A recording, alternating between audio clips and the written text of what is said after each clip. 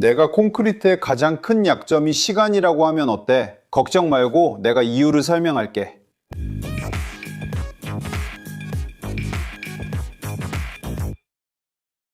안녕하세요. 공학을 사랑하는 여러분. 콘크리트는 현대 공학 역사상 가장 많이 사용되는 재료 중 하나이며 아마 여러분이 주변에서 보는 거의 모든 것에 사용되고 있을 거예요.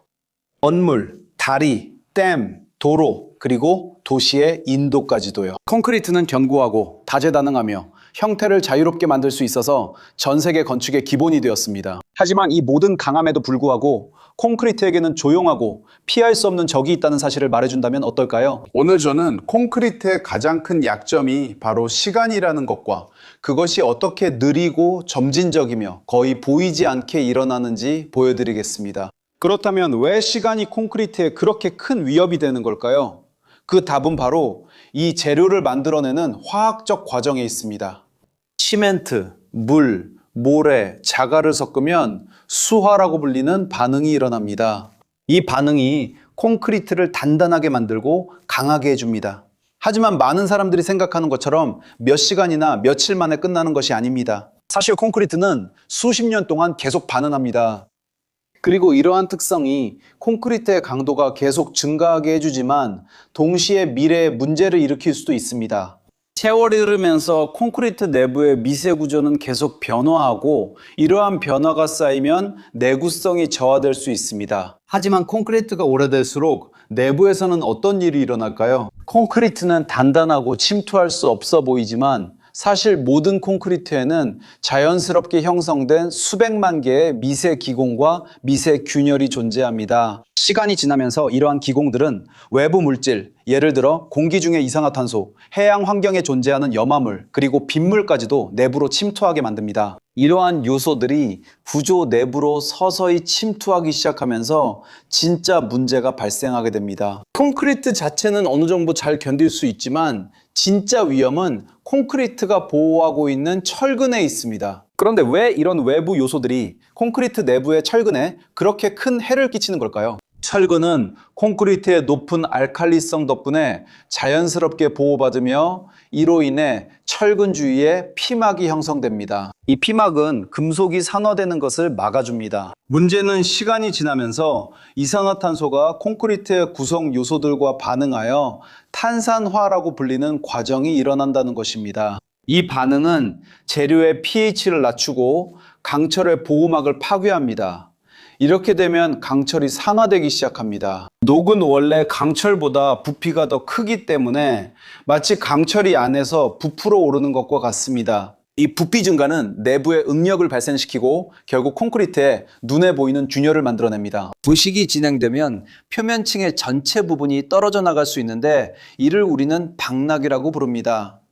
하지만 콘크리트가 이렇게 많이 사용된다면 모든 건물과 다리가 시간이 지나면 결국 수명을 다한다는 뜻일까요? 꼭 그렇지는 않습니다.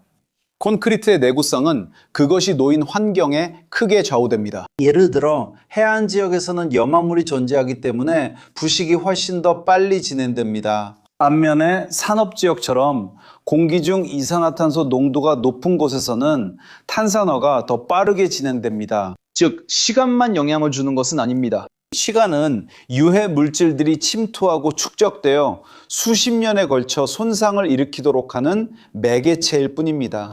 하지만 탄산화 외에도 시간이 지남에 따라 콘크리트의 마모를 가속화하는 다른 과정이 있을까요? 네, 있습니다.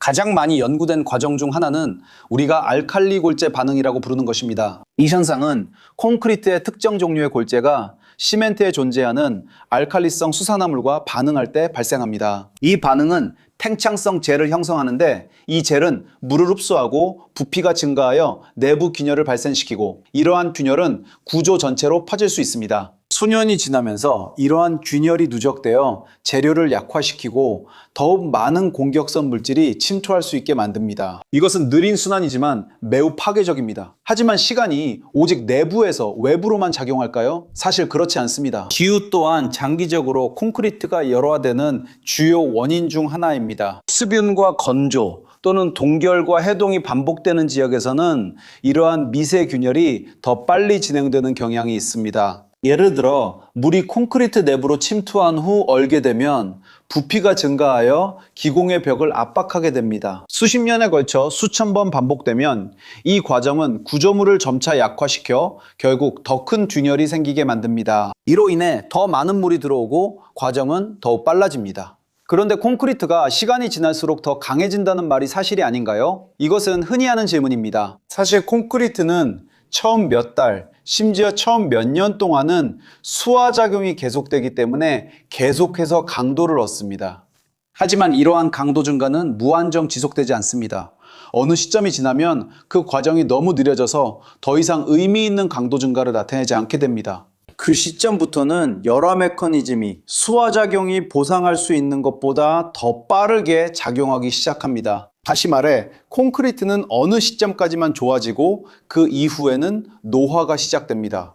하지만 콘크리트 구조물이 얼마나 오래 지속될지 예측할 수 있을까요? 네, 그리고 이것은 현대 공학에서 매우 많이 연구되는 주제입니다. 대형 공사의 설계에서는 사용 목적과 환경에 따라 최소 50년, 70년, 심지어 100년의 내구성을 고려하는 경우가 많습니다. 이 계산은 자재의 품질, 철근 피복 두께, 시멘트 종류, 환경의 가혹성, 시공 방법과 같은 요소들을 고려합니다. 따라서 시간은 결코 이길 수 없는 적이 아닙니다. 시간은 구조물이 그것을 고려하여 설계되지 않았을 때만 문제가 됩니다. 하지만 시간이 콘크리트에 그렇게 많은 손상을 준다면 이 과정을 늦출 수 있는 기술이 없을까요? 사실 그런 기술은 많습니다. 특수 첨가제를 사용해 투과성을 줄이거나 적절한 골재를 선택하고 보호 코팅을 적용하며 철근 피복 두께를 늘리는 것 등이 몇 가지 전략입니다. 또 다른 현대적인 해결책은 실리카흨, 메타카올린, 플라이애쉬와 같은 포졸란 성분이 포함된 시멘트를 사용하는 것입니다. 이런 성분들은 내부의 공극을 줄이고 내구성을 높여줍니다. 대부분의 최신 구조물들은 이미 미래의 문제를 예방하기 위해 이러한 전략을 사용하고 있습니다. 하지만 결국 콘크리트가 더 이상 복구될 수 없는 지점에 도달할까요? 안타깝게도 그렇습니다. 철근이 부식으로 인해 단면의 상당 부분을 잃거나 내부 균열이 심각한 수준에 도달하면 복구가 불가능해질 수 있습니다.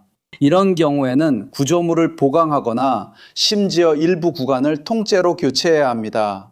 그래서 정기적인 점검이 매우 중요합니다. 콘크리트는 겉보기에는 단단해 보일 수 있지만 내부에서는 시간이 지나면서 손상이 진행되고 있을 수 있습니다. 결국 콘크리트는 본래 약한 재료가 아닙니다. 다만 시간이 지나면서 노화가 일어나고 이 노화는 우리와 마찬가지로 피할 수 없는 것입니다. 모든 재료가 환경에 노출되면 그렇듯이 콘크리트도 시간, 물, 이산화탄소, 그리고 기후변화의 영향을 받게 됩니다. 하지만 이러한 과정을 이해하는 것이 더 안전하게 건설하고 적절한 점검을 실시하며 수십 년이 아니라 수백 년 동안 지속될 수 있는 구조물을 설계하는 열쇠입니다. 끝까지 시청해주셔서 감사합니다. 영상이 마음에 드셨다면 구독, 좋아요, 알림 설정 부탁드립니다. 그리고 저희 콘텐츠가 흥미로우시다면 멤버십에 가입하셔서 저희가 계속해서 콘텐츠를 제작할 수 있도록 도와주시는 것도 고려해주세요. 그리고 저희가 추천하는 강의가 궁금하시다면 옆에 있는 QR코드를 스캔하시거나 영상 설명란의 링크를 확인해주세요. 여러분의 경력에 큰 차이를 만들어줄 다양한 역량을 개발할 수 있는 여러 기회를 얻으실 수 있습니다. 여러분은 시간이 지나면서 손상된 콘크리트 구조물을 보신 적 있나요? 어딘가에 균열, 박리, 녹이 생긴 걸 본 적 있으신가요? 여러분이 어디에서 어떤 것을 발견했는지 댓글로 알려주세요. 옆에 흥미로운 영상 2개가 있으니 여러분의 지식을 넓히고 호기심을 자극하기 위해 꼭 시청해 보시기 바랍니다. 그리고 저희에게 힘이 되고 싶으시다면 좋아요를 눌러주시고 채널 구독과 알림 설정도 부탁드립니다. 멤버십 가입도 고려해주세요. 그럼 엔지니어링을 사랑하는 여러분, 큰 인사드리며 다음 영상에서 뵙겠습니다.